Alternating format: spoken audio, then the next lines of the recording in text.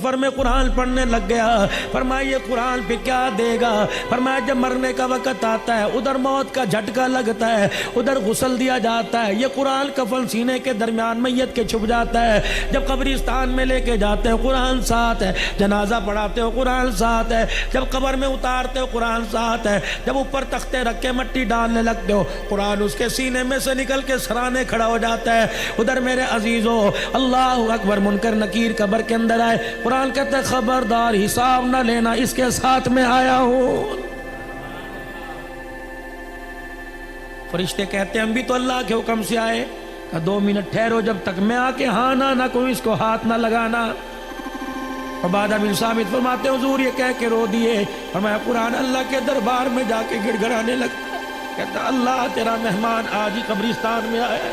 فرشتے اسے ڈرا رہے، اللہ اپنے فرشتوں کو واپس بلا لے، میں گواہی دیتا ہوں مجھے پڑھا کرتا تھا۔ اللہ فرماتے ہیں ٹھیک ہے۔ جب یہ قرآن میرے عزیزوں قبر کے اندر واپس جاتا ہے، میت سکون سے لیٹی ہوتی ہے، فرشتوں کو دیکھتا کوئی نہیں، قرآن میت کو آواز دیتا ہے میں تیرے سے تھوڑی دیر کے لیے جدا ہوا، مجھے صحیح سے بتا تجھے کسی نے ستایا تو نہیں، کوئی کیڑا تو نہیں آیا، کوئی بچھو سانپ تو نہیں آیا، ستایا تو نہیں؟ کہتا وعدہ کر کے آیا ہوں، تو یاری میرے ساتھ لگا کے آیا، تجھے کوئی نہیں ستائے گا۔ میت کو کہتا میں تیرے سے دور جا رہا ہوں، ملاقات کے لیے روزانہ آتا رہوں گا، جا رہا ہوں۔ میت کو کہتا ذرا آنکھیں کھول کے ذرا آسمان کی طرف دیکھ، قبر کی چھت کی طرف میت دیکھ دیا، 1000 فرشتہ 4 چیزیں اس کی قبر میں لے کے اترتا ہے، جنت کی اوڑھنی، جنت کا بچھونا، نور قندیل لے کے اترتا ہے، یاسمین پھول لے کے اترتا ہے، فرشتے قبر کے اندر اس کے وجود کو اٹھاتے ہیں، جنت کا گدا بچھاتے ہیں، اور پھر دائیں بائیں سے اتنے سوراخوں سے جنت کی ہوا کیسی چلتا ہے، پھر اس کے پیروں کی طرف جنت کا کمبل رکھ دیا جاتا ہے، کہا جاتا ہے ہم تو تیرے سے جا رہے ہیں، اگر سردی لگی تو کمبل اوڑھ لینا۔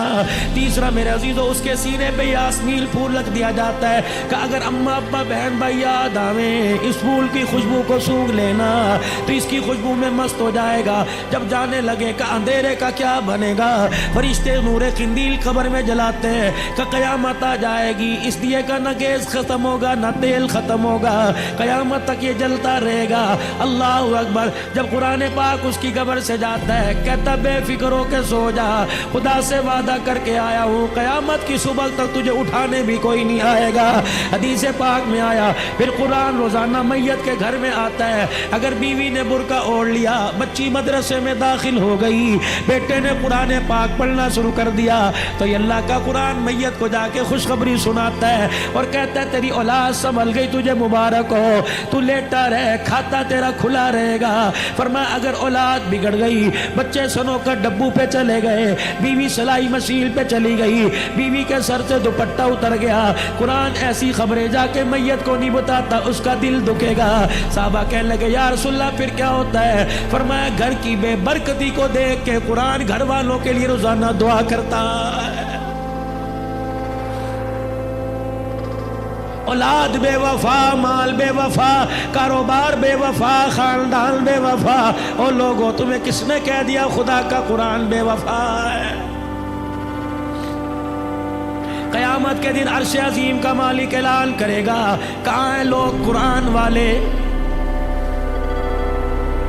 فرشتوں کو اعلان ہوگا اور میرے فرشتوں جاؤ قرآن والوں کو تلاش کر کے لاؤ۔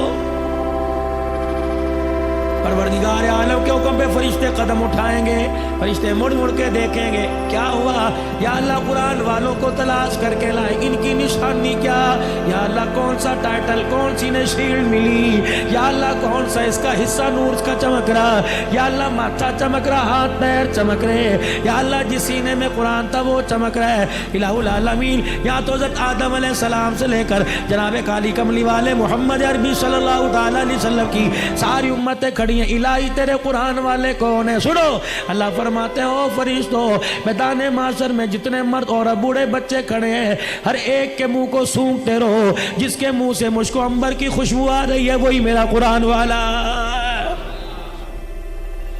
رحمت دو عالم صلی اللہ تعالیٰ علیہ وسلم معراج پہ تشریف لے گئے. جیسے زمین پہ بیت اللہ ہے، ساتویں آسمان پہ بیت معمور ہے. زمین پہ بیت اللہ کا فرشتے طواف کرتے ہیں، انسان طواف کرتے ہیں، بیت معمور کا فرشتے طواف کرتے ہیں. حضور فرمانے لگے جب جبرائیل مجھے بیت معمور کے پاس لے کے گیا، میں نے ایک بزرگ بابا دیکھا، گھنی داڑھی والا، ناف تک نیچے داڑھی تھی، یوں کر کے جھولنا تھا. جس طرح دنیا کے اندر دائیں بائیں بچے بیٹھ کے پڑھتے ہیں، بچے بھی یوں کر کے پڑھ رہے تھے. میں نے پوچھا ابراہیم کون ہے؟ کہ یہ تیرا ابا ابراہیم. میں نے پوچھا اے جبرائیل یہ کون ہے؟ کہ تیرا ابا ابراہیم علیہ السلام ہے. کہ قرآن تو میرے پہ نازل ہوا، پر ابراہیم علیہ السلام رہا ہے. یہ بچے کون ہیں؟ نبیوں کی اولاد ہیں. یہ بچے کون ہیں؟ یوسف کی اولاد ہے. یہ بچے کون ہیں؟ نوح کی اولاد ہے. کون ہے؟ کہ نہیں، دنیا کے اندر حجرہ شاہ مقیم میں بچہ قرآن پڑھنے گیا، 10 پارے ہو گئے، پڑھتا پڑھتا فوت ہو گیا. ابا کہتا کاش قرآن کا حافظ بن جاتا. جا محمد اس دنیا کے اندر جا کر اس کے باپ کو مبارکباد دینا، جو بچہ قرآن ادھورا چھوڑ کے آیا، 7ویں آسمان پہ ابراہیم انہیں قرآن کا حافظ بنا رہا.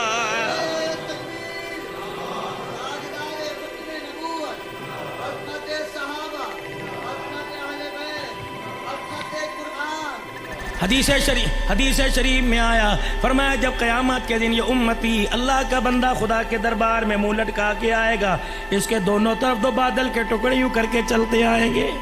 اللہ فرمائیں گے شرمندہ کیوں تھا اتے تک.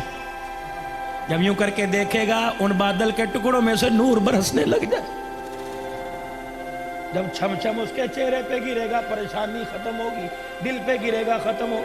کہے گا اللہ بھائی کی شکل نہیں، یار کی شکل نہیں، دوست کی شکل نہیں، کون؟ اللہ فرمائیں گے ایک طرف سورہ بقرہ ہے، دوسری طرف سورہ آل عمران. یاد کر رمضان المبارک میں تو نے ختم کیا تھا، تو نے ایک مرتبہ تلاوت کی، انہوں نے بھی وعدہ کر لیا تھا قیامت کے دن جب کوئی سایہ نہ ہوگا ہم سایہ کر کے تیرے سر کے اوپر آ جائیں گے. بھلا جس کے سر پہ قرآن کا سایہ ہو خدا انہیں جہنم میں کیسے ڈال سکتا ہے؟ فرمایا لوگوں رات کو عشاء کی نماز کے بعد سورہ ملک پڑھ لیا کرو. فرمایا جیسے قبر میں جاتا ہے سورہ ملک 2 پروں کے اندر لپیٹ لیتی، فرشتوں سے کہتی نہ سوال کرنا، مجھے پڑھا کرتا تھا، میں ضامین ہوں.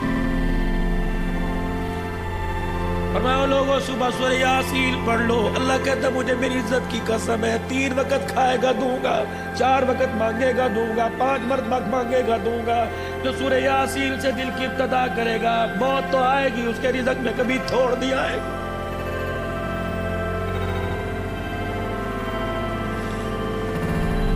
حضرت عثمان ذیشان رضی اللہ تعالی کہاں جا رہے ہیں؟ جناب عبداللہ بن مسعود کے پاس. علی بچہ کوئی نہیں بچیوں والا، عبداللہ بن مسعود کے پاس گئے. اللہ تیرے پہ رحم کرے، کچھ تو کر لیا ہوتا، کچھ تو کما لیا ہوتا. اشرفیوں کی تھیلی دی، کہنے میری طرف سے بچوں کو دے دے کام آئے. تھیلی جھولی میں ڈال دی. کہ تیری تھیلی کا کیا کرنا، جو مجھے رسول اللہ نے تحفہ دیا وہ میرے بچوں کو دے دیا. میں نے اپنے بچوں کو سورہ واقعہ یاد کرا دی. میں نے کہا میرے بچوں مغرب کی نماز کے بعد تلاوت کرنا. کملی والے نے فرمایا جو سورہ واقعہ روزانہ پڑھے گا موت تو اس کے گھر میں آئے گی، رزق کی تھوڑ کبھی نہیں آئے گی.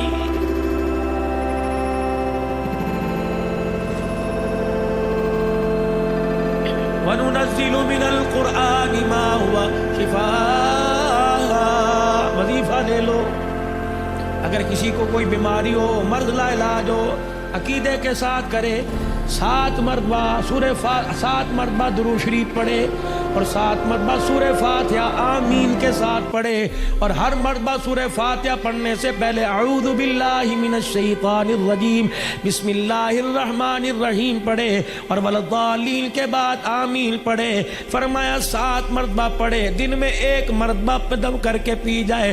7 دن پینے کے بعد چیک کرائے، جو مرض چیک کرائے گا تیرے جسم کی رگوں میں خون تو نظر آئے گا، سورہ فاتحہ کی برکت سے وجود میں بیماری نظر نہیں آئے گی. حضور نے فرمایا شہد میں شفا ہے، اللہ کی قسم ہو ہی نہیں سکتا شفا نہ ہو. بیمار ہوا شہد چٹاؤ اللہ شفا عطا فرمائے. حضور علیہ السلام نے فرمایا نا. خدا کے واسطے میرے عزیزو اس وقت قرآن دنیا کے اندر میرے عزیزو آپ سروے کرو، اس وقت آپ کو دنیا کے اندر سب سے مظلوم ترین طبقہ قرآن کا پڑھنے والا پڑھانے والا نظر آئے گا۔ تنخواہوں میں کم، حیثیت میں کم، رہائشوں میں کم، کالونیوں میں کم، عہدوں میں کم۔ میرے عزیزو کون ہے جو قرآن والوں کی ڈگری قبول کرتا ہے؟